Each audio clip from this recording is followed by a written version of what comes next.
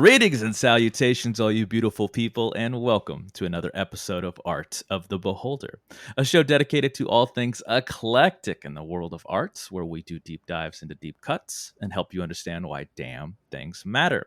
I'm your host, Novo Day, and today we're going to be talking about art in fashion and design. To do so, we're talking with one of our regulars. That's right, we got to shine a light on our contemporaries with fashion designer Alexandra Parsons.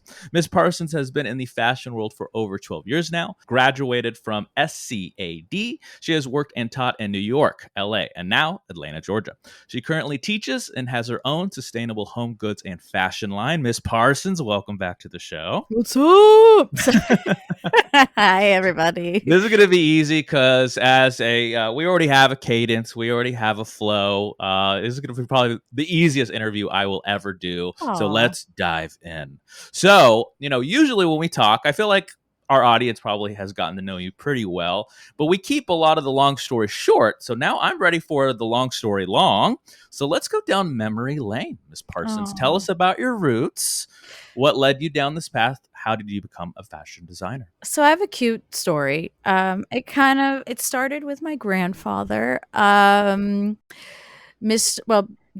Benjamin or Benedetto di Benedictus. That's quite a name. That was his name. Great name. Yeah. But I do come from a family of designers on my mother's side, which is the Italian side. So they came over to New York. My grandfather was really young, came over on a boat, like a lot of people, to Ellis Island. And his mother was like an entrepreneur, basically like self-made woman. And it's very interesting. He got it from her, and I guess I got it from him.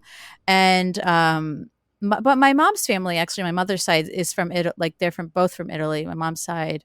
Let me start over. My mother's mother. So your grandmother. My grandmother's side has her sisters. So they were, I guess, my great aunts were designers in New York. So when they came over, they kind of I think Aunt Grace was a seamstress for Hattie Carnegie, and then which was like a dressmaker in New York. And then I think Aunt Dora did the beadwork, and they made my mother's wedding dress. So on that side, they were like designers, worked in New York, like old school, really talented. And my mom learned how to sew from them. And also, so my grandfather didn't actually sew, but he became a master pattern maker in Manhattan. So he was born in Florence, outside of Florence. And he came over with my grandmother and everything, and she had like a coffin business in Italy. It was really crazy. She buried dead people in these coffins, and then she got all that money, went to America, and then she created a silk flower company. She made silk flowers. And then, what is a silk flower for anybody that doesn't know? I know this is a really myself. Well, now it's usually polyester, I think, but it's silk fake flowers. Okay. It's just fake flowers you see when you go to Michael's and stuff like that. But then my great grandmother Victoria she would make them and hand sew them, and my grandfather saw that, and she was making a lot of money. So they dye the leaves. They cut the leaves out, they dye them, and then they would hand sew them and make flowers and give them to people. So put them in shops or stores, decoration, for clothing, for both, and reefs, clothing. Okay. Yeah. Fake. It was really big in the 40s and 50s for your, to put on. Yeah. As a pin, or for your hats, the fake flowers on hats that you saw, that kind of stuff. So she did that, and she did pretty well. And my grandfather he became an illustrator, fashion illustrator. He went to New York School of Design when it first opened, and he was illustrating and doing all that stuff. And then he became a master pattern maker, which you make a lot of money doing that. So pattern maker is somebody who knows math really well, creates the pattern with numbers and shapes and tools for the gowns and the dresses and the suits or whatever. So you have a pattern, he makes the pattern, you put the fabric on the pattern, you you cut it out and then you get your outfit. Is that confusing, or is that like, No, no, well, keep we going. buy, some people buy patterns in stores. They have Yeah, my pre-made mom used to do patterns. that. My mom used to Yeah, be a bit of a seamstress, my so grandfather yeah. made the patterns, so it was a lot Ah, of math. And you need to have patterns, and there's just a different way to make patterns to create an outfit, to create a design. So he did that, and then he got kind of sick of the fashion industry and was like, I don't really like. I think he was a little sexist. He's like, I don't like working with all these women. That's what my mom told me. I was like, Jesus Christ. So it was like, but it also was like the 40s, yeah, it was 50s. a different time. It's a different time, but like now it's like prominently run by a lot of men. But I think he wanted to have his own business, so he took over my grandmother's company and blew it up into, it called it sequential design. Mm, So when I was after, so fast forward, it was a design company. He created like the design, Seagram's liquor company. Do you sure, oh remember? Do yeah, Jen, yeah. Oh yeah, Four Roses, I think the so. bourbon? So I Yeah, think oh, yeah, yeah, yeah, I do know Four Roses. Oh yeah. Seagram's, I think, owned Four Roses, and my grandfather like went in there. I was like, "Let me change your design. Here's he did the illustration. Like this is because he did the illustration and design for Four Roses, which is still the same design today, except it's Wow, embedded in glass.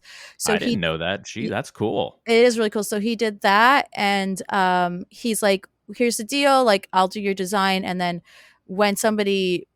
When a company or a liquor store or a bar, like a bourbon bar, they buy the Four Roses, they open the box and there will be four silk roses in there. Mm, So he did that, and he like invented this flower press. So it was like, just my dad explained it to me because he saw it was like this giant metal press that had the shape of the flower leaf, and my grandfather put the ink in there and then would slam it shut, and it with the silk in it, it would dye the silk the red color, and then it would like press each leaf, each rose petal, and it would fall out, and these little Italian women would come get the rose petals, the silk rose petals, and then make these roses. I was like, what? And then he sold the company, I think, in the 70s or late 70s, and retired. But when after he died, I was like 8, 9 years old. We went to his storage unit, and I found all these fashion illustrations. And ah, I was like, I just knew. I looked at my mom. I said, I don't know what this is, but I know this is what I'm going to do. wow. So that's, At that young of an age, 8 or 9? I knew since I was 8 years old that I wanted to be a fashion designer. And I also knew that I wanted to carry on my grandfather's lineage. Like I wanted to carry it on in the family because no one else was doing it. So that's kind of like this promise I made to him after he passed away, that I would continue his legacy, however that may be in designing. Um, and so yeah, that's kind of like what I started drawing and copying his sketches and illustrations when I was little. And I self-taught myself how to do fashion, and I used to watch fashion shows when I was really young and get really emotional because I thought they were so beautiful. So it was very much like embedded in something that I truly like. My passion has never died for it.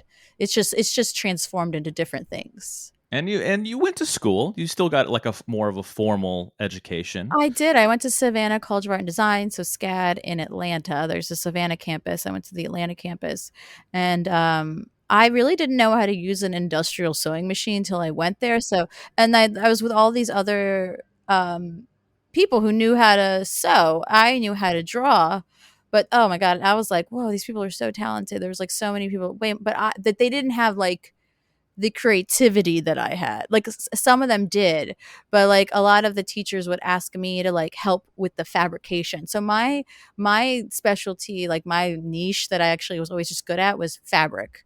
Yeah. Like how to pick fabric with the right outfit, the right design. And even though like I wasn't great at executing all my designs all the time, I got better as I'm much better now.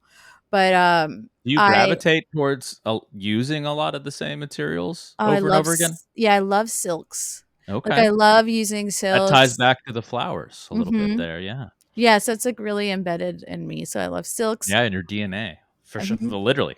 Yeah, literally my DNA, silks and, all different types of, like, chiffons and tulle. That's why I worked in wedding dresses for a minute too because of that, and I love beadwork. How long were you at SCAD before you For moved? I went to SCAD. I went to so I transferred there from FAU in Florida. I was FAU for, like, a year.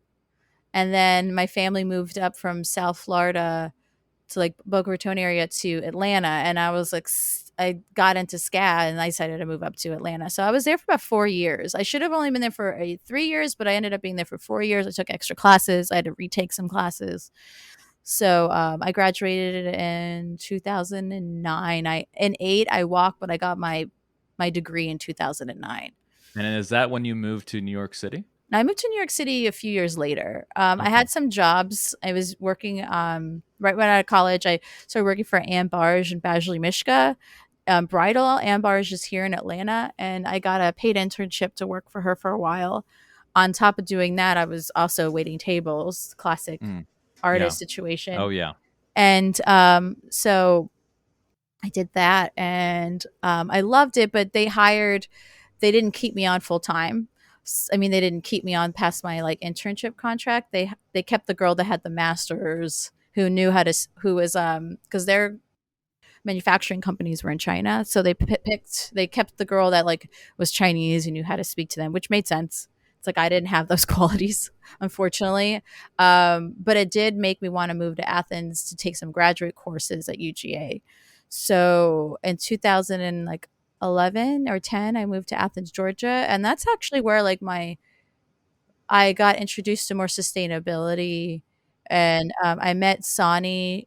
She's German. I can never pronounce her last name. She owns this place called Community in Athens, Georgia. It's still there. And she supports a lot of local designers. And she used to be a musician. She's so cool. And I went in there just to go work for her to see if I can come hang out and work there. And she asked me if I can do a clothing line, but it had to be just with her store. So this is kind of like where I learned about sustainability and redesign. So it was like after college. That's why doing internships and working for different companies is so important, not just getting a degree, but like and like old school, that's how people always did it, right? They always like went and didn't always have a degree in what they did. They Yeah. worked for Experience people. is key for sure. Mhm. Yeah.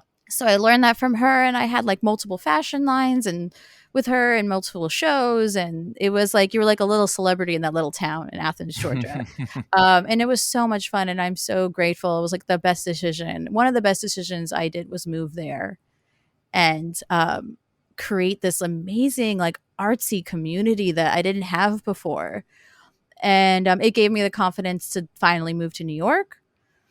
So in 2013, like 12, 13 or whatever, I moved to New York. So I was in Athens for like 2.5 years. And then I was like, peace, I'm going to go to New York.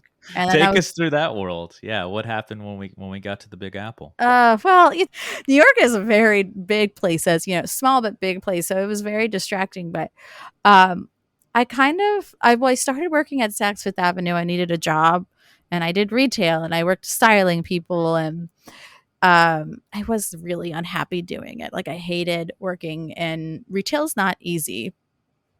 It's like a different beast in itself as far as Yeah. like appeasing people. And um I was like, you know what? Salesmanship. You have to kind of sell your personality too. Yeah, and you need to make a decent amount of money to live in New York to be able to enjoy it. Jesus And Christ. Yes. And I wasn't. And I was like, I was working out like crazy. I think I was doing a lot of things to distract myself. So I kind of got off my path a little bit, which is interesting. We always do that. We kind of have to, that cycle. Sometimes we go off that path to rediscover ourselves or rediscover something new.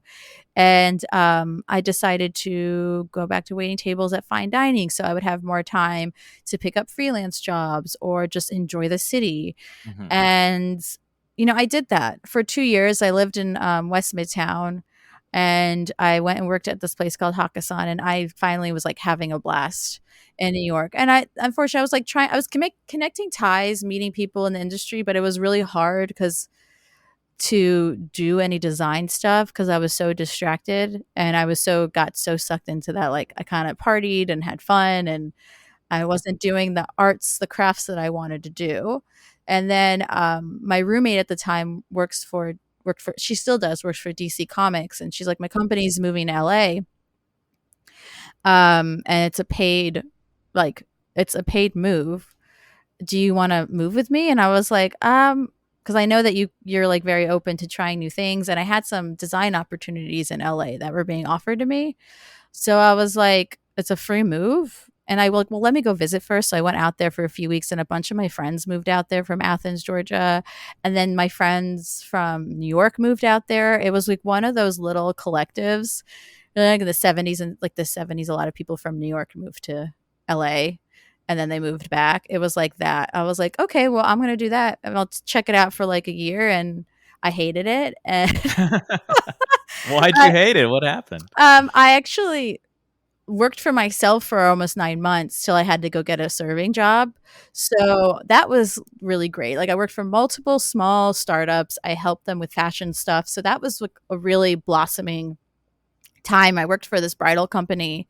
That was great, but like dealing with LA people really fucking sucked because people weren't like forward. They'll be like, oh, and I guess it is the freelance world where people will just in general be like, I'll pay you later at the end of the month. I'm like, bitch, I gave you the product, pay me now. Let's go. I was like, what? Like, I don't understand. Like, you think I just like live off, like I'm not a trust fund kid. Like, you gotta pay me. So they're very flaky and flighty. And this one company I worked for, this bridal store in Echo Park, she kept promising me like, oh, you're gonna be this position. I'm gonna have you do this now. And then she was like, oh, I decided to give it to my friend, so you're just gonna do this. I was like, what the Hmm. fuck? Like, it was just a very flaky, no apology, thinking all these things are fine to treat people like that because you sound nice. Just because you're saying it nice doesn't mean that's a fucking cool thing to do.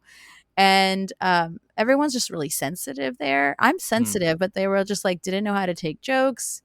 It was weird. It's just weird energy, and it's not for everybody. So that I decided to pack up my car. A year and a half later, or a year later, I got a minivan and I drove back to New York. God, what a fucking drive that was. It Jesus. was. I had like a new friend come with me, and that was fun. And I moved back, and How long were you there before you moved back to Georgia then? I was okay. So I was in New York for 2 years. Then I moved to LA for a year-ish, and then I was in New York for 7 years. Okay, so you were there for a good In chunk of time. Brooklyn. Yeah, I was in Yeah. Brooklyn for like 4, 5, 6, 4, 5, 6 ish, 7, almost 7 years. Almost 7 years. What were you doing then? 7 years. 7 years. Yeah. Sorry, I'm like it's just a lot happened there. Fashion world wise, I should say. Mm, I let me did a lot of different stuff. I started my tried to do my own line. So I was doing like I hired somebody to work with me, and I she's great. She has her own stuff going on now. But I hired her to work with me and to help me create like basically like a promo line. Like I wasn't going to actually really make it. It was more to like help my it's what's on my website right now. Hmm. So like I designed a collection to help promote like my designs. Yeah. I think I worked some freelance for some people. I did illustrations. It's like freelance worlds all over the place. So I was doing that on top of waiting tables, and then I became a nanny, Hmm. which I made more money, and I was able to like have more of a little bit more structure. Um, so I was just like always having multiple jobs, and I worked for, and then I got this job at this company called Love Wild Design that was literally across the street from my apartment in Brooklyn. It was very convenient. It's sustainable. It was not no fashion, but she did do screen printing, so I learned how to screen print bags, and it was very like politically driven, women run, um, support local. So I like helped with basically like production, like packing, shipping, some design stuff. Like Sierra mainly did all of the designs, but she would like ask me for input. Her mom worked there. It was really nice, like a little family. That's a great segue to dive into the meat of the matter and your art and focus on those designs. So, kind of take us through your process. What is, yeah, take us through a design from beginning, middle, and end. I teach, this is what I tell my kids. So every summer for the past 12 years, I go to UGA and I teach a fashion design camp. So I teach them basically what I do and what a lot of other designers do. And it really depends on my mood. But if I want to do, say, well, it depends. If you want to do a collection, like say you want to do like you have to start with an inspiration. Okay. You have to be Sure. inspired by something. So a lot of people start with a mood board, whether it's digital or an actual physical one. Usually it's both.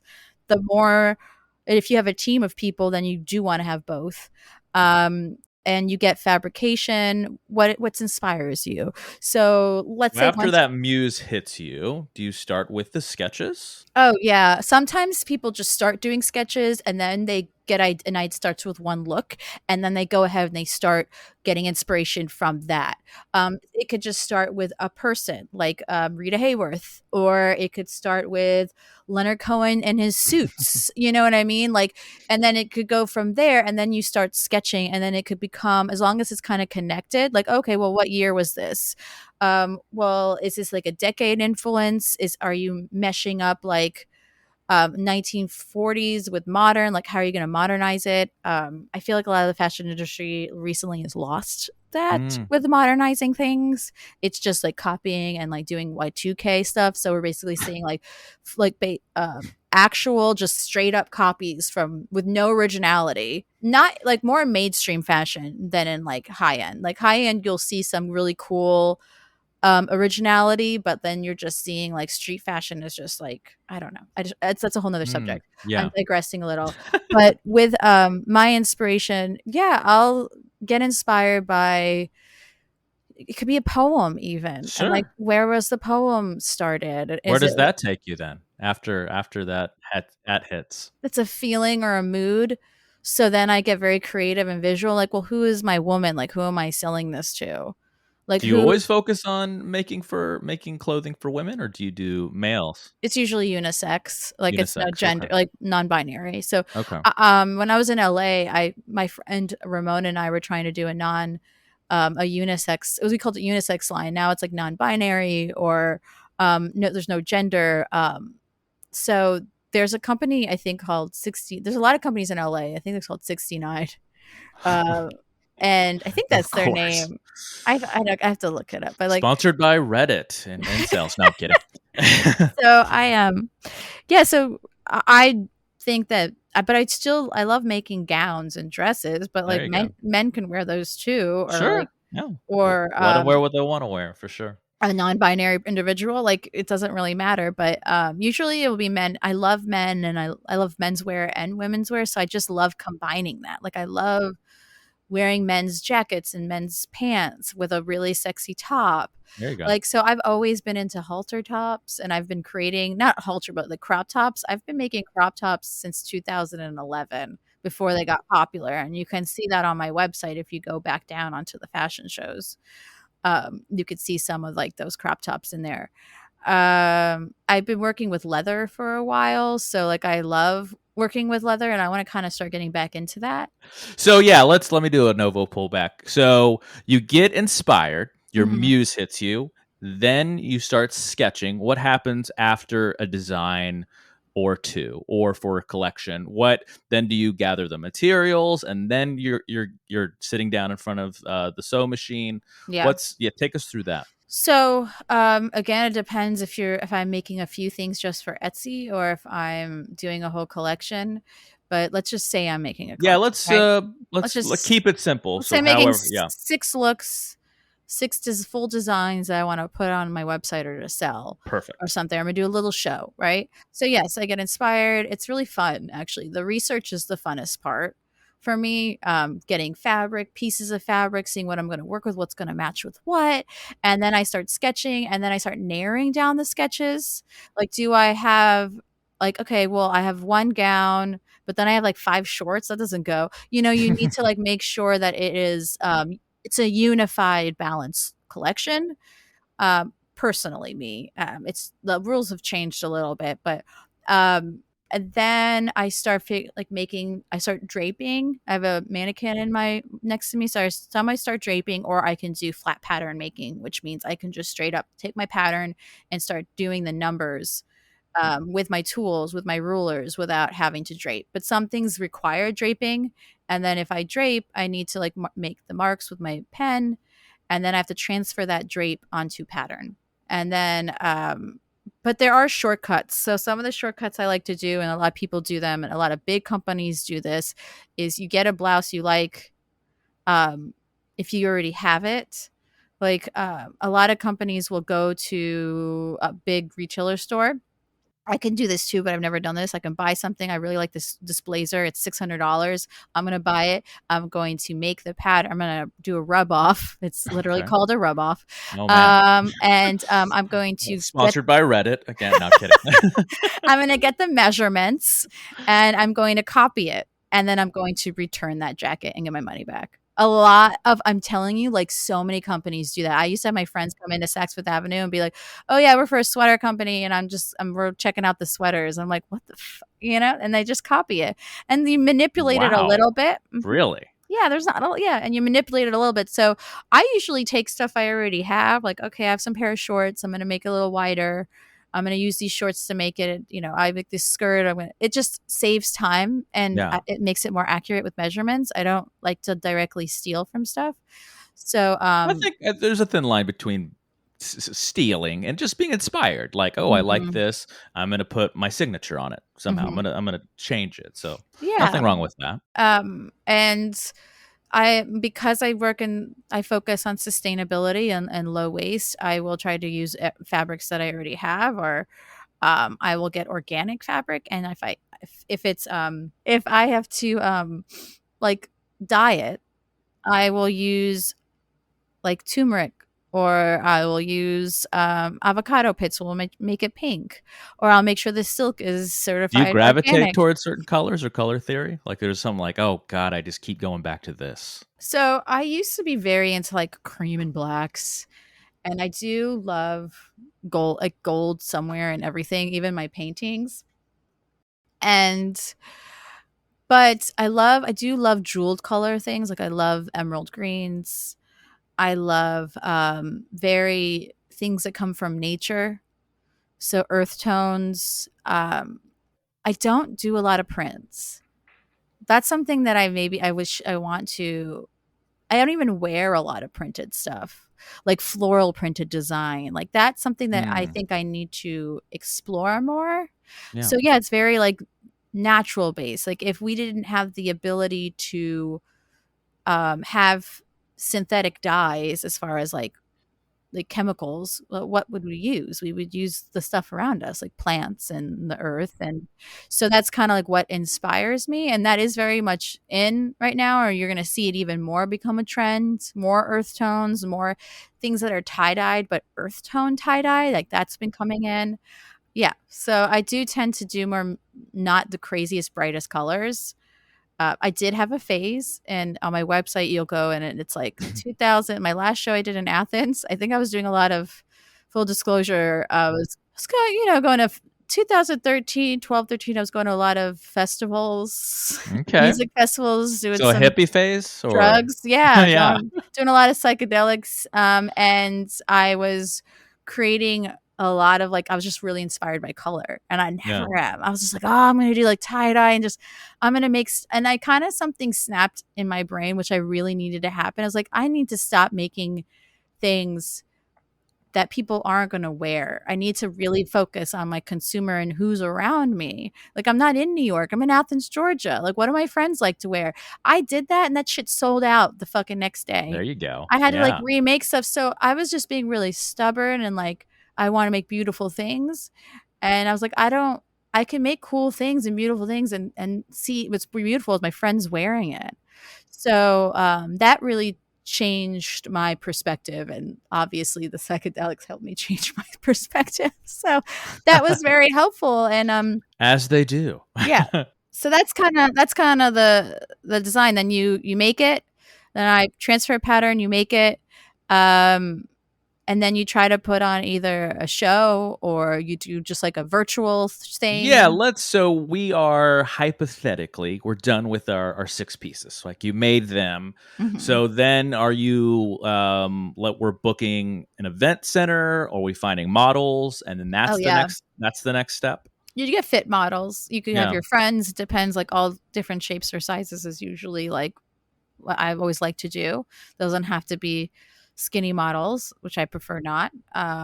And so I would do that, and we would have a. I love having shows, but it is like it depends how much time you have, and they're not necessary anymore.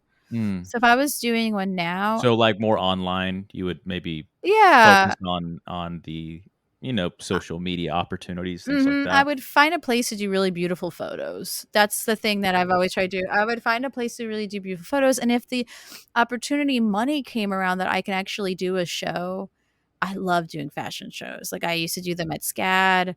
I'm really good at it. I love delegating. I love organizing. I love putting in other people's hands and telling them my vision and then just letting them go with it. I did that in Athens a lot, and that was so fun.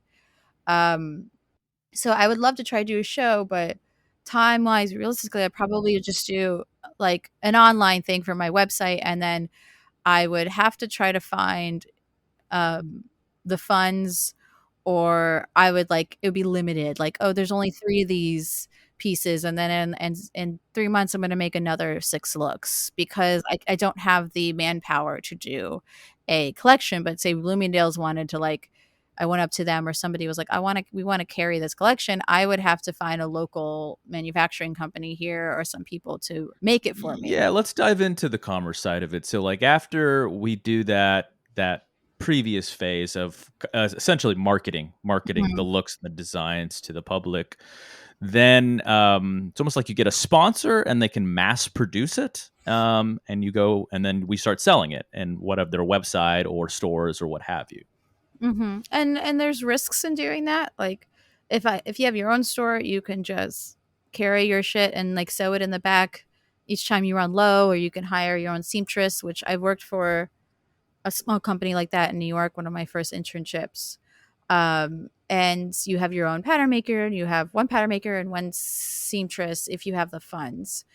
But yeah, if I had a financier, which you probably want to do, like my friend L. Lewis, who I've talked to about before, he is a business partner, and they have a manufacturing company. They have a knitwear designer. It's all like, and he creates the designs all digitally. He's very focused on the digital world, the metaverse, and stuff like that. So I would probably, you know, have the manufacturer, hopefully local. I don't want to go overseas. People do it because it's cheaper. But if I had to, I would tell my business partner that I'm flying out and I'm going to go see the the actual where it's sewn, that Yeah, it's sustainable, they're getting paid, it's safe. okay, if It's not a it's safe, sweatshop. I'm Yeah, not supporting anything like this, like, I don't like, I am very much a purist when it comes to fashion design. That's why I could have sold out and worked for Gap if I wanted to, but I fucking don't believe in that.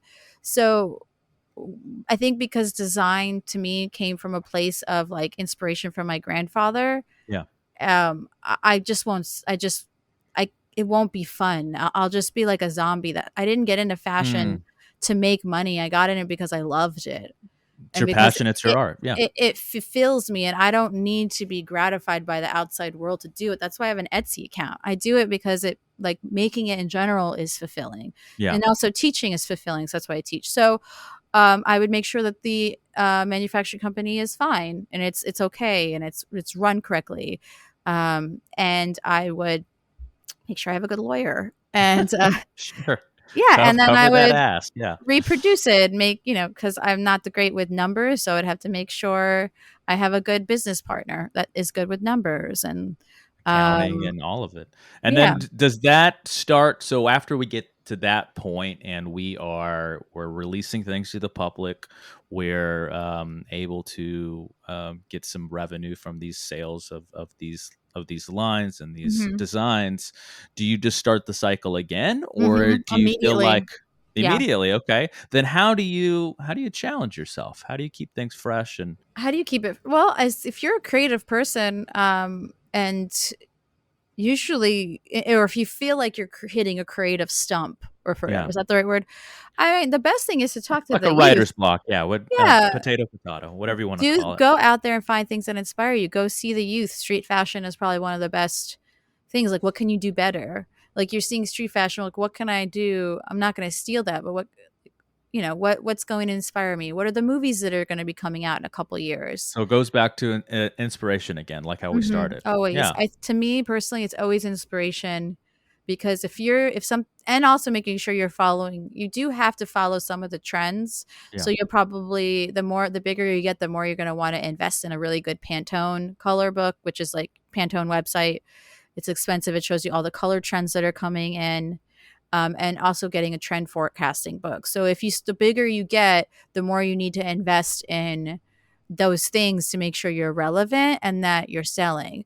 Again, unless you have your own store and you don't, you're just like, it's just you and you're supporting a couple other designers in your store, you don't really, you could kind of, if you're smart enough with trend forecasting, which I like to think I am, you don't really need to get a trend forecasting book, because I've always been really good at finding trends naturally, and then I start to see them go mainstream years later. Let's focus on the future now. Well, let's focus on your current present. Okay. And we know that you're teaching, and we Hmm. know you're based out of Atlanta, Georgia. But where Hmm. are you in that cycle?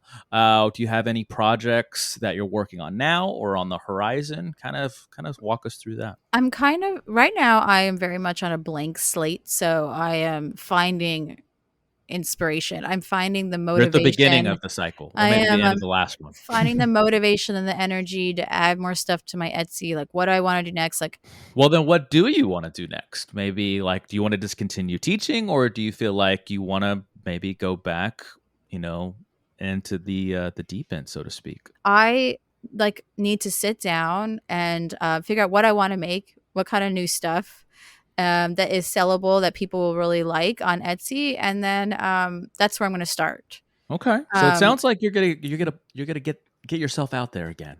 yeah, I mean, my Etsy's there, but I need to add new stuff to it. Do I want to still do more pillowcases, or do I want to do more Let's design tell the good clothes? people about that Etsy account. So, is there a website? Well, there's a website that is alexandraparsons.com. And she did tell me, guys, right before we went on, it is back up officially. But Yeah. if they want to follow you and eventually buy your products, how do they do that? You go on Etsy and all you have to do is look up Alexandra Parsons Co. Yeah. And there's also a video of me on there talking about sustainability and silk fabrics and all that stuff. Not really like the way I look on that video, but it is what it is. It's informative. So We're all our there's own worst critics. I bet no yeah. one sees it like you do. So that's, you can go up in there and find all that stuff. But I also do like commission work. Like, I worked, contact me at Alexandra Parsons Designs. Yeah, you can slide in the DMs, or you can email me at alexandraparsonsdesigns@gmail.com. And designs, make sure you put the S at the end. So that, like, I've worked for my friend Corey in New York. I did it, and I did movies and like did some costume stuff, and I really want to get more into that world. The costume design, it's really big. Movies being filmed here are huge here. It's like they call it Yollywood in Atlanta, because it's basically like Hollywood. Everyone's filming here. A lot of celebrities are living here now. It's just like really crazy. Yeah, I could do. Oh yeah, I could do costume designs. You could commission me to do illustrations, paintings. I really want to sell. I have a bunch of paintings. I really would like to sell my abstract work. I used to do gallery work and stuff like that. So I could do. I'm very like versatile, kind of like how you are, Novo. Like I like do a lot of different things that I'm artistically. I've stylized musicians, so if you want a stylist, I could do that. But I can also like make you custom stuff. So I did that a lot with my musician friends in Atlanta. One of my friends out there still has the leather jacket I redesigned. So I love going to thrift stores, and I did this on my collections, which I think that's what I'm going to start adding more of on my Etsy, is going back to thrift stores and redesigning looks. So There you it's like go. Yeah. super sustainable. But my friend, I made for him for one of his shows. It was like black leather jacket that I bought. It was almost like a members only leather jacket.